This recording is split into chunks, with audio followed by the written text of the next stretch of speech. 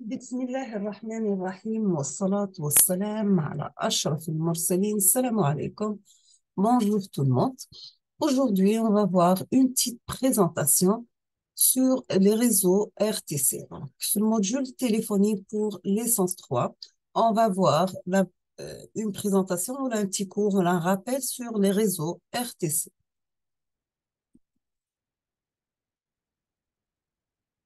On va commencer par définition comme toujours. C'est quoi le RTC? Le RTC désigne ou la signifie un réseau téléphonique commuté. Un réseau téléphonique commuté. Il est constitué d'une série de commutateurs qui sont actionnés par le numéro de téléphone composé. Donc, le RTC signifie réseau téléphonique commuté. Il est constitué d'une série de commutateurs actionnés par le numéro de téléphone composé.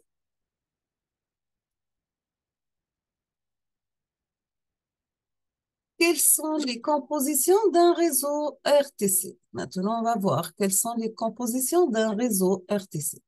Nous avons toujours que le RTC est composé d'un réseau de distribution bas débit qui amène la ligne chez l'abonné à travers, bien sûr, ce qu'on appelle une boucle locale d'un village et d'un réseau de transmission haut débit pour l'acheminement inter-appel, interville, pardon. Donc, le RTC est composé d'un réseau de distribution bas débit qui amène la ligne chez l'abonné à travers une boucle locale d'un village et d'un réseau de transmission haut débit pour l'acheminement inter-ville. Maintenant, on va voir comment fonctionne le réseau de distribution. Nous avons que le réseau de distribution, c'est le réseau du village. Il est composé de fils en cuivre. Vous avez deux par ligne qui transportent des signaux analogiques, initialement des signaux de la voix humaine, jusqu'à un point central de raccordement à travers ce qu'on appelle le central du village. Vous avez donc, je répète rapidement. Le réseau de distribution, c'est le réseau du village. Il est composé de fils en cuivre. Vous avez deux par ligne qui transportent des signaux analogiques, initialement des signaux de la voix humaine, jusqu'à le point central de raccordement à travers ce qu'on appelle le central du village. Maintenant, si on va parler côté bande passante, vous avez que la bande passante de ce réseau, elle est comprise entre 300 Hz et 3400 Hz. Et vous avez que la voix humaine ayant un spectre beaucoup plus large. Et nous avons la qualité sonore de la transmission sera dans ce cas faible. Toujours les réseaux ont une architecture, bien ce qu'on appelle une architecture étoile. Maintenant, c'est quoi le réseau de transmission? Nous avons que le réseau de transmission, c'est le réseau national de l'opérateur téléphonique. Donc, le réseau de transmission, c'est le réseau national de l'opérateur téléphonique. Il est constitué de plusieurs gros centraux reliés par des liaisons au débit, telles que la fibre optique, les liaisons satellitaires, etc. Donc, le réseau de transmission, c'est un réseau national de l'opérateur téléphonique. Il est constitué de plusieurs gros centraux reliés par des liaisons au débit, telles que la fibre optique et les réseaux satellitaires, etc. Quelle est l'architecture d'un réseau RTC? Vous avez que le réseau RTC il est constitué d'une architecture étoile, comme ci-dessous. Donc, vous avez la liaison étoile entre les réseaux de transmission, avec toujours la même liaison, avec, on voit toujours une relation entre les réseaux de transmission avec les réseaux de distribution, pardon, toujours avec, sous la forme d'une liaison ou bien d'une architecture étoile.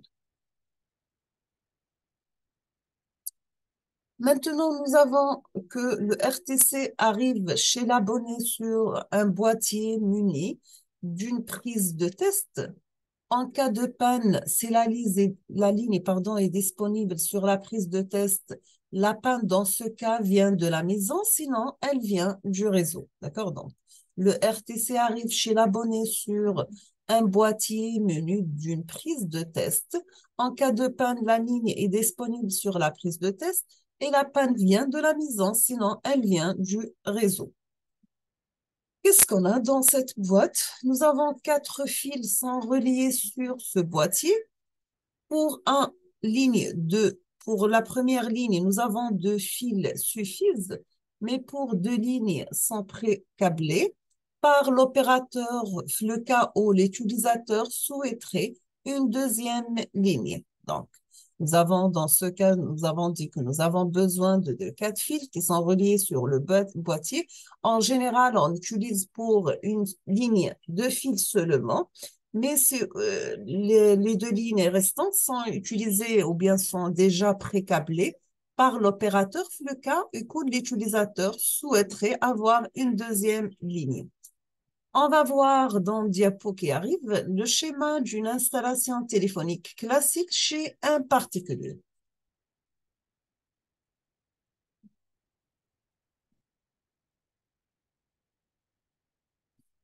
Vous avez ici l'arrivée télécom dans le garage ou bien dans le grenier. On voit ici la distribution de la maison. Donc, vous avez le fil qui arrive du boîtier qui est situé en général à l'extérieur de la maison, pardon.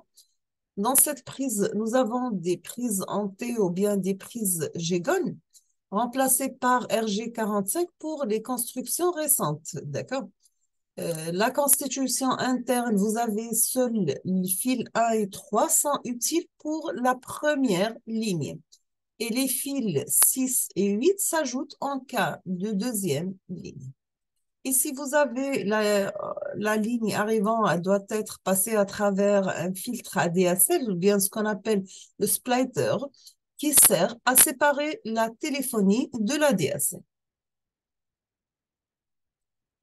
Et vous voyez ici, la liaison se fait toujours la sortie du filtre, ce sera lié à notre téléphone classique.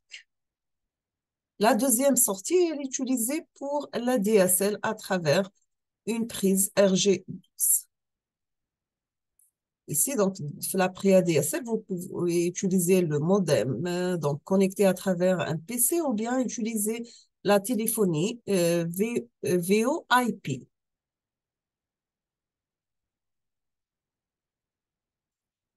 Donc, on va s'arrêter ici aujourd'hui. On termine la suite dans les prochains cours ou là, dans les prochaines vidéos, Inch'Allah. Je vous remercie infiniment pour votre attention. Comme toujours, n'hésitez pas si vous avez des questions. Et à la prochaine vidéo, Inch'Allah. Merci.